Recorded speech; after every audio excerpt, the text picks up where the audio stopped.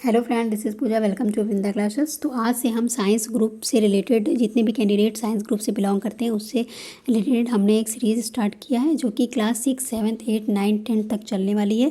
और इसमें जो है हम साइंस से related SCERT based question discuss करेंगे और इन साथ साथ NCERT का भी पोर्शन डिस्कस करते हुए चलेंगे।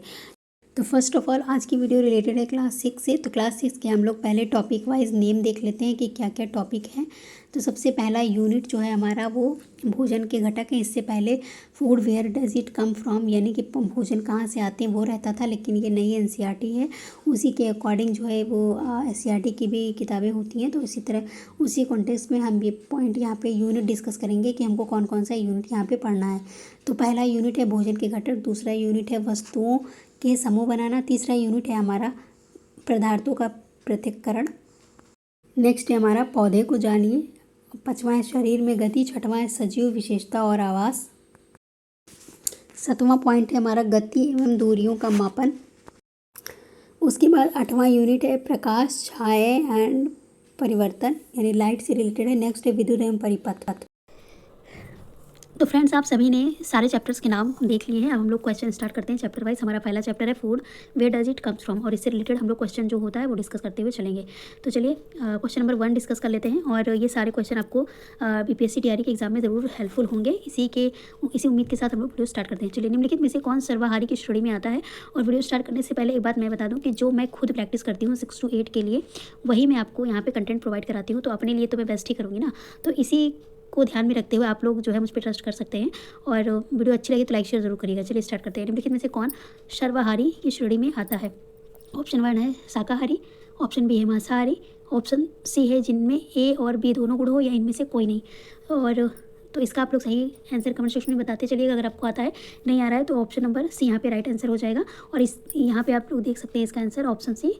अब यहाँ हम लोग इसका थोड़ा सा व्याख्या भी करते हैं, क्योंकि सिर्फ ऑब्जेक्टिव बेस हम लोग पढ़ाई नहीं करेंगे, क्योंकि ऑब्जेक्टिव बेस जो हम लोग पढ़ते हैं वो चीज़ें जल्दी दिमाग में नहीं रहती है। तो देखिए, जो जंतु केवल पादप खाते हैं यानी कि प्लांट्स को खाते हैं उन्हें शाकाहारी कहते हैं, और जो केवल एनिमल्स को फीड करते हैं उनको मांसाहारी कहते हैं। ठीक है। और जो दोनों प्रकार की प्राणी को ग्रहण करते हैं यानी फीड करते हैं उन्हें हम लोग सर्वाहारी की कैटेगरी में रखते हैं। तो ऑप्शन सी इसलिए इसका राइट आंसर है। तो यहाँ पे हम लोग डिस्कशन भी साथ साथ में करते हुए चलेंगे, और लोगों को आप लोग जोड़ सकते हैं। अगर वीडियो अच्छी लगे तो शेयर भी कर सकते हैं। साइंस साइड से जितना भी क्वेश्चन बनेगा 6 to 10 हम लोग डिस्कस करेंगे पर डे। और मैं कोशिश करूँगी कि SST का भी लेके आऊँ, बट देखते हैं क्या हो सकता है। चलिए, मधुमक्खियाँ फूलों से मकरंद एकत्र कर इसे भंडारित करती हैं, यानी फूलों का रस को इकट्ठा करके इन्हें स्टोर करती हैं, इकट्ठा करके स्टोर करती हैं, क्योंकि फूल और उनका जो रस होता है वो वर्ष में केवल कुछ ही समय में ही उपलब्ध होते हैं। ठीक। ऑप्शन 2 है मधुमक्खियों में अधिक शहद खाने की प्रवृत्ति होती है। तो क्या ये ऐसा है? ऑप्शन 3 है हमारा, इनमें आलस की प्रवृत्ति होती है और ऐसा करने से उन्हें खाने का भंडार एकत्र होने के बाद काम नहीं करना पड़ता, या उपयुक्त में से सभी। तो इसका क्या आंसर है? तो ऐसा इसलिए वो करती हैं क्योंकि ऑप्शन डी में उपयुक्त में से कोई नहीं पे आप मत चले जाइएगा, क्योंकि फूल और उनका मकरंद जो है यानी रस जो है वो वर्ष भर केवल कुछ ही समय में उपलब्ध होते हैं, इसीलिए वो उनके रस को इकट्ठा करती हैं और भंडारित करती हैं। ठीक है। तो इसके लिए ऑप्शन नंबर ए हमारा राइट आंसर हो जाएगा। इसमें एक ऑप्शन 3 है उपयुक्त सभी, तो इसमें मत जाइएगा। ठीक है। यहाँ हम लोग इसका थोड़ा सा एक्सप्लेनेशन भी डिस्कस करते हैं। मधुमक्खियों फूलों से मकरंद इकट्ठे करती हैं और इसे अपने छत्तों में भंडारित करती हैं, क्योंकि फूल और इनका जो रस होता है वो कुछ ही समय के लिए अवेलेबल रहता है, इसलिए वो ऐसा करती हैं। ठीक है। नेक्स्ट क्वेश्चन डिस्कस कर लेते हैं। निम्नलिखित कथनों पर विचार करिए। आपको एज इट इज़ क्वेश्चन उठ के BPSC TRE में देखने को मिलेगा। फिलहाल क्लास 6 से थोड़े कम क्वेश्चन रहेंगे, लेकिन आपको 8th, 9th, 10th के भरपूर क्वेश्चन उसमें देखने को मिलेंगे, लेकिन हम लोग क्लास 6 से कवर करते हुए चलेंगे। ठीक है।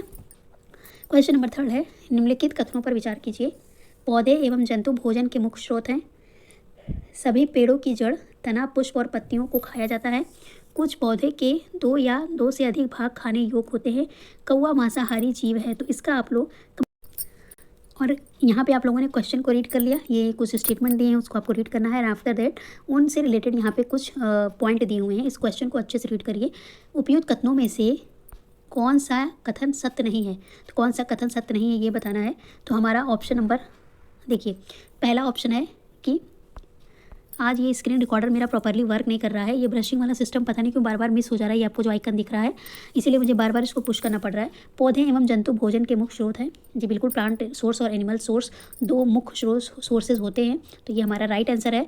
सभी पौधों की जड़, तना, पुष्प और पत्तियों को खाया जाता है। तो खाया जाता है, लेकिन यहाँ सभी लगा हुआ है, इसीलिए हम इस पर नहीं जाएंगे, क्योंकि पूछा है कौन सा ऑप्शन सत्य नहीं है। तो इसीलिए ऑप्शन नंबर 2 यहाँ पे हमारा रॉन्ग हो जाता है। ठीक है, अब ऑप्शन 3 रीड करते हैं। कुछ पौधों के 2 या 2 से अधिक भाग खाने योग्य होते हैं। तो जी बिल्कुल, कुछ पौधों के 2 या 2 से अधिक जो पार्ट्स होते हैं उनको हम लोग कंज्यूम करते हैं। ऑप्शन 4, कौवा मांसाहारी जीव है। तो ये गलत है, मांसाहारी ही नहीं है, सिर्फ वो सर्वाहारी भी है, क्योंकि वो प्लांट पे भी डिपेंड रहता है और एनिमल्स पे भी डिपेंड करता है। तो ऑप्शन हमारा 2, 4 यहाँ पे रॉन्ग हो जाता है। और इसी के कॉन्टेक्स्ट में हमारा ऑप्शन नंबर डी यहाँ पे राइट आंसर हो जाएगा कि 2 और 4 यहाँ पे राइट आंसर है। ठीक है, नेक्स्ट क्वेश्चन डिस्कस करते हैं। और इसी से रिलेटेड कंटेंट और इसी से रिलेटेड आपको जो है क्वेश्चन, इसी टाइप की क्वेश्चन आपको बीपीएससी टीआरई में देखने को मिलेगा, क्योंकि आप लोग क्वेश्चन का लेवल टीआरई 1 से लगा सकते हैं। टीआरई 1 में किस तरह का लेवल जो है वो रखा गया था। ठीक है, नेक्स्ट क्वेश्चन डिस्कस करते हैं। नेक्स्ट क्वेश्चन डिस्कस कर लेते हैं। लिस्ट, यहाँ पे आपको 2 लिस्ट दिया हुआ है, लिस्ट 1 और लिस्ट 2। ठीक है, तो यहाँ पे सूची 1 और सूची 2 में सुमेलित कीजिए और सूचियों के नीचे दिए गए कोड का प्रयोग कर सही उत्तर का चयन करिए। तो यहाँ पे 2 लिस्ट दिया हुआ है, आप लोग पढ़ लीजिए। यहाँ पे ऑप्शन फर्स्ट में है शेर और बाघ, बी है शाकाहारी, सी पालक और गोभी, और जो हमारा 4th वाला है वो दूध, पनीर, घी। और इससे रिलेटेड आपको मैच करना है और उसके बाद आपको बताना है कि कौन सा कोड यहाँ पे सही है। ठीक है, तो चलिए हम लोग मैच करना स्टार्ट करते हैं। तो देखिए, अगर आपको इसमें से नहीं आता है तो आप हिंट वाइज स्टार्ट करिए, जैसे पालक और फूल गोभी। ठीक है, तो ये क्या है, ये सब्जियां हैं। आप लोग सोच रहे होंगे बहुत सिंपल क्वेश्चन है, क्वेश्चन का लेवल बहुत टफ रहेगा। जी बिल्कुल टफ रहेगा, लेकिन हम बेसिक चीज़ों को इग्नोर नहीं कर सकते हैं, क्योंकि एग्जाम में बेसिक्स, मॉडरेट और हाई तीनों टाइप्स के हमको क्वेश्चन देखने को मिलते हैं। इसलिए ये क्वेश्चन अगर आप स्टार्ट कर रहे हैं, आज आपका फर्स्ट डे है, तो ये बहुत इंपॉर्टेंट है कि आप क्लास 6 का भी कवर करते हुए चलें। ठीक है, तो पालक और फूल गोभी क्या है, सब्जियाँ हैं। ठीक है, चलिए अब शेर और बाघ क्या है, शेर और बाघ जो है वो दूसरे जंतु को खाते हैं, यानी हमारा ए का 3 हो जाएगा और सी का 1 हो जाएगा। ठीक, और उसी के कॉन्टेक्स्ट में शाकाहारी क्या है, प्लांट है, और प्लांट से रिलेटेड जो प्रोडक्ट होते हैं पादप एवं पादप पदार्थ खाने वाले। ठीक है, और दूध, पनीर, घी, दही, ये सारे क्या हैं, जंतु उत्पाद हैं, यानी एनिमल सोर्सेज हैं। तो अब हम देखते हैं हमारा ए का 3, बी का 4 कौन से ऑप्शन में है। ए का 3, बी का 4, तो ये 2 ऑप्शन में हमको मिल रहा है, तो हमको सी का भी खोजना पड़ेगा। तो सी का हमारा ऑप्शन नंबर 1 है, तो यानी कि यहाँ हमने मैच किया, ऑप्शन नंबर बी यहाँ पे राइट आंसर हो जाएगा। ठीक है, तो इस तरह से होगा। चलिए नेक्स्ट क्वेश्चन देखते हैं। देखिए, अब यहाँ से चैप्टर 2 स्टार्ट हो गया है। अब चैप्टर 1 में हमारा था फूड और where does it comes from, यानी उनके सोर्सेज क्या क्या हैं वो सारे थे। अब यहाँ पे हम पढ़ेंगे भोजन के घटक, यानी कि उसके कंपोनेंट्स के बारे में हम लोग डिस्कस करेंगे। तो जो हमारा फर्स्ट चैप्टर था उसमें हमने प्लांट सोर्स, एनिमल सोर्स ये सब देखा, और कौन कौन से पार्ट को कंज्यूम करते हैं, ये सारा चीज़ इंपॉर्टेंट था। और एनिमल क्या खाते हैं, टाइप्स ऑफ एनिमल के बेस पे क्वेश्चन था। अच्छा, क्लास 6 से रिलेटेड मेरे पास एक नोट्स है, तो मैं इसका स्क्रीनशॉट आप लोग को शेयर करूँगी, तो आप लोग चाहें तो उसको भी पढ़ सकते हैं। ठीक है, तो इंग्लिश में मैं इसका स्क्रीनशॉट दूंगी और हिंदी में आपको जो है इसको ऐसे सॉल्व करना पड़ेगा। तो चलिए, क्वेश्चन नंबर 1 है हमारा चैप्टर 2 से, भोजन के घटक में से निम्नलिखित में से कौन सा भोजन के पोषक तत्वों में सम्मिलित है। खनिज लवण, विटामिन या आहारी रेशे, या अब तीनों में से हमको सोचना है और उसका जो है नीचे दिए गए कोड में से सही उत्तर दीजिए। तो ऑप्शन 1 केवल ए है, या ऑप्शन 2 है विटामिन, ऑप्शन 3 है आहारी रेशे। ठीक है, तो देखिए इसमें से कौन सा पूछा है कि पोषक तत्व हैं। तो हमारा जो खनिज है और मिनरल है, विटामिन है, ये तीनों तो दोनों तो हमारे पोषक तत्व हैं, लेकिन जो आहारी रेशे यानी रुक्षांश यहाँ पे है, जिसको इंग्लिश में डाइटरी फाइबर या रफेज बोला जाता है, तो ये हमारे पोषक तत्व नहीं है, ये हमारे फूड में प्रेजेंट रहता है और कोई भी बॉडी को न्यूट्रिएंट्स प्रोवाइड ये नहीं कराता है। आपको ध्यान रखना है, ये कोई भी पोषक तत्व जो है हमारी बॉडी को नहीं प्रोवाइड कराता है, और ये सिर्फ जो है कंपोनेंट है फूड का, बाकी कोई भी पोषक तत्व प्रोवाइड नहीं कराता है। इसका हेल्प होता है, इसका मेन काम क्या होता है कि हम जो हमारा जो अनडाइजेस्टेड फूड है वो इजीली डिस्चार्ज हो सके। ठीक है, जो हमारा अनडाइजेस्टेड फूड है, यानी कि जो खाना पचा हुआ नहीं है, वो इजीली डिस्चार्ज हो सके, इसका मेन वर्क यही है। तो ऑप्शन 3 जहाँ पे होगा हमारा रॉन्ग आंसर हो जाएगा। तो देखिए केवल 1 तो नहीं होगा, केवल 2 भी नहीं होगा, वो यहाँ पे 3 है तो 3 को भी कट करेंगे, और इसी के कॉन्टेक्स्ट में केवल 1 और 2 यानी कि खनिज लवण और विटामिन इसका राइट आंसर हो जाएगा। इसी तरह से आपको ट्रिकी क्वेश्चन देखने को मिलेंगे। अभी चैप्टर ईजी है तो ईजी लग रहा है, जैसे चैप्टर बढ़ेगा आप थोड़ा सा ये टफ होता चला जाएगा। ठीक है, अच्छा डिस्कशन कर रहे हैं तो वीडियो थोड़ी लॉन्ग हो जा रही है। अगर आप लोग कहेंगे तो सिर्फ आंसर मार्क करके ही मैं मतलब चलूँगी, अगर आपको समझ में आ रहा है तो मैं सिर्फ आंसर ही मार्क्स करते हुए चलूँगी। ठीक है, नेक्स्ट क्वेश्चन है हमारा, भोजन के विभिन्न पोषक तत्वों के संदर्भ में निम्नलिखित कथनों पर विचार कीजिए। ठीक है, ऑप्शन 1 है कार्बोहाइड्रेट और तथा फैट हमारे शरीर को मुख्य रूप से ऊर्जा प्रदान करते हैं। ठीक है, ये हमारा सही है। प्रोटीन तथा खनिज लवण हमारे शरीर की वृद्धि तथा अनुरक्षण के लिए आवश्यक हैं। यह ऑप्शन 3 यहाँ पे है, विटामिन हमारे शरीर को की रोगों से रक्षा करने में सहायता करते हैं। अभी हमारे पास 3 स्टेटमेंट दिए गए हैं, ऑप्शन 1 है कि कार्बोहाइड्रेट और फैट हमारे शरीर को मुख्य रूप से क्या करते हैं, एनर्जी प्रोवाइड कराते हैं, और प्रोटीन और जो मिनरल्स होते हैं हमारे बॉडी की वृद्धि और उनके प्रोटेक्शन के लिए, अनुरक्षण के लिए ज़रूरी है। ऑप्शन 3 है विटामिन हमारे शरीर की रोगों से रक्षा करने में सहायता करते हैं। कौन सा सही है? आपने अभी तक अपना आंसर सोच लिया होगा। अब चलिए जो आंसर में यही बताना है कि कौन सा कथन सही है। तो ऑप्शन 1 जो है हमारा, केवल 1 और 2 यानी कि कार्बोहाइड्रेट और फैट हमारे बॉडी को मुख्य रूप से एनर्जी प्रोवाइड कराते हैं। ऑप्शन 2 प्रोटीन और जो मिनरल्स होते हैं वो वृद्धि के लिए और बॉडी की रिपेयर के लिए ज़रूरी है। बिल्कुल। विटामिन हमारे शरीर को रोगों से रक्षा करता है। तो बिल्कुल ये तीनों जो हैं कैरेक्टरिस्टिक जो हैं हमारे फूड के कंपोनेंट की, ये सही है। तो इसीलिए ये 1 2 3 यहाँ पे राइट आंसर हो जाएगा ऑप्शन नंबर। क्वेश्चन 3 यहाँ पे देख लीजिए कि कार्बोहाइड्रेट के विभिन्न प्रकार के संदर्भ में निम्नलिखित पर विचार कीजिए। तो यहाँ ऑप्शन दिया गया है 1 2 3 यानी अमीनो एसिड, मड यानी स्टार्च या शर्करा। इसमें से कौन सा कार्बोहाइड्रेट के टाइप्स नहीं है? तो स्टार्च हम सभी जानते हैं, स्टार्च शुगर का ही यानी कह सकते हैं कार्बोहाइड्रेट का ही पार्ट है, और शर्करा यानी शुगर भी जो है वो कार्बोहाइड्रेट का पार्ट है। कार्बोहाइड्रेट आप लोग जानते हैं 3 टाइप्स के होते हैं, पॉलीसेकेराइड, मोनोसेकेराइड, डाइसेकेराइड, 3 टाइप्स के होते हैं। कार्बोहाइड्रेट से रिलेटेड वीडियो अगर आप लोगों ने ना देखा हो तो मैंने अपने चैनल पर पोस्ट करके रखा हुआ है, आप लोग देख सकते हैं। तो इसमें से बताना है कि कौन सा सही नहीं है कार्बोहाइड्रेट की कॉन्टेक्स्ट में। तो ये जो हमारा ऑप्शन नंबर 1 है, अमीनो एसिड, अमीनो एम्ल, ये प्रोटीन के टाइप्स में आते हैं क्योंकि प्रोटीन से ही मिलकर ये बने हुए होते हैं। तो इसीलिए ये कार्बोहाइड्रेट के टाइप्स नहीं है। तो जहाँ पे ऑप्शन 2 और 3 होगा वही है ऑप्शन नंबर सी, केवल 2 और 3। पहला ऑप्शन गलत हो जाएगा, ठीक है। तो इसीलिए इसका राइट आंसर ऑप्शन सी यहाँ पे बन रहा है, ठीक है।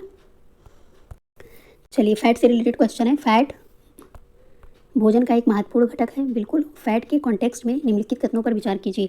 यानी फैट हमारे फूड का इंपॉर्टेंट कंपोनेंट है, और फैट के कॉन्टेक्स्ट में यहाँ पे 3 पॉइंट दिए गए हैं, आपको रीड करना है। उसके बाद हम लोग ऑप्शन देखेंगे क्या क्या है। भोजन में वसा की अत्यधिक मात्रा मोटापा का कारण बनती है। सही है, ज़्यादा फैट हो जाता है तो मोटापा होता है इससे। नेक्स्ट है फैट शरीर को ऊर्जा प्रदान करती है। बिल्कुल सही है, और सबसे ज़्यादा एनर्जी जो कौन प्रोवाइड कराता है, ये फैट ही प्रोवाइड कराती है। ऑप्शन नंबर 3, कार्बोहाइड्रेट से भी ज़्यादा एनर्जी फैट प्रोवाइड कराता है, ठीक है। नेक्स्ट है फैट की तुलना में कार्बोहाइड्रेट की समान मात्रा से हमें अधिक ऊर्जा प्राप्त होती है। फैट की तुलना में कार्बोहाइड्रेट की समान मात्रा से हमें अधिक ऊर्जा प्राप्त होती है, ठीक है। तो इसके लिए हमने अभी जस्ट बताया कि फैट की तुलना में कार्बोहाइड्रेट की समान मात्रा हमें अधिक ऊर्जा प्राप्त होती है। कार्बोहाइड्रेट की समान मात्रा से हमें अधिक ऊर्जा प्राप्त होती है। तो ऐसा नहीं है, मैंने अभी जस्ट डिस्कस किया फैट की अगर क्वांटिटी ज़्यादा होगी तो हमें उससे अधिक ऊर्जा जो है वो मिलेगी। तो फैट की तुलना में यहाँ नहीं होना चाहिए, यहाँ कार्बोहाइड्रेट की तुलना में फैट की समान मात्रा से हमें अधिक ऊर्जा प्राप्त होती है, ठीक है। तो हमने यहाँ पे इसको डिस्कस कर लिया। अब इसके रिलेटेड यहाँ पे पॉइंट दिए गए हैं, उसको हम लोग डिस्कस कर लेते हैं। तो देखिए यहाँ 4 कथन दिया गया है। केवल 1 सही है, केवल 1 2 दोनों सही हैं, केवल 2 और 3 सही हैं, या केवल 1 2 3 सही है। तो हमने देखा था कि थर्ड वाला ऑप्शन हमारा जो है वो सही नहीं है। तो जहाँ जहाँ थर्ड है वो हमको काट देना है, और 1 और 2 हमारा राइट आंसर हो जाएगा। तो ऑप्शन बी यहाँ पे राइट आंसर है, ठीक है। चलिए नेक्स्ट क्वेश्चन डिस्कस कर लेते हैं। जहाँ व्याख्या की जरूरत होगी मैं उसको आपको दिखा दूंगी।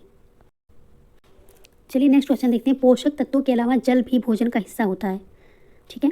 इस रूप में जल के संदर्भ में निम्नलिखित कथनों पर विचार कीजिए। यानी कि जितने भी हमारे कंपोनेंट ऑफ फूड होते हैं, carbohydrate, fat, protein, mineral, vitamin, ये इन सारों के अलावा जो है जल भी एक इंपॉर्टेंट पार्ट होता है फूड का। और इसी के कॉन्टेक्स्ट में, जल के ही कॉन्टेक्स्ट में यहाँ पे कुछ 2 पॉइंट दिए गए हैं, उसको हम लोग को डिस्कस करना है, सही है या गलत है। तो ऑप्शन 1 है हमारा, कुछ सीमा तक शरीर के लिए आवश्यक जल की पूर्ति खाद्य पदार्थों में उपस्थित जल से हो जाती है। जी बिल्कुल, कुछ सीमा तक शरीर के लिए आवश्यक जल की पूर्ति खाद्य पदार्थों में उपस्थित जल से हो जाती है। कुछ सीमा तक लिखा हुआ है, ठीक है। अगर ये हट जाएगा ये वाला लाइन ये वाला पॉइंट, तो खाली अगर इतना ही लिखा रहेगा शरीर के लिए आवश्यक जल की पूर्ति खाद्य, तो ये ऑप्शन गलत हो जाएगा। लेकिन यहाँ पे लिखा है कुछ सीमा तक, थोड़ा सा बाउंड कर दिया है। आपने देखा होगा TRE 1 में क्वेश्चन कैसे कैसे घुमाया है, एक एक मतलब शब्दों पे जोर देके उस क्वेश्चन को गलत किया गया है।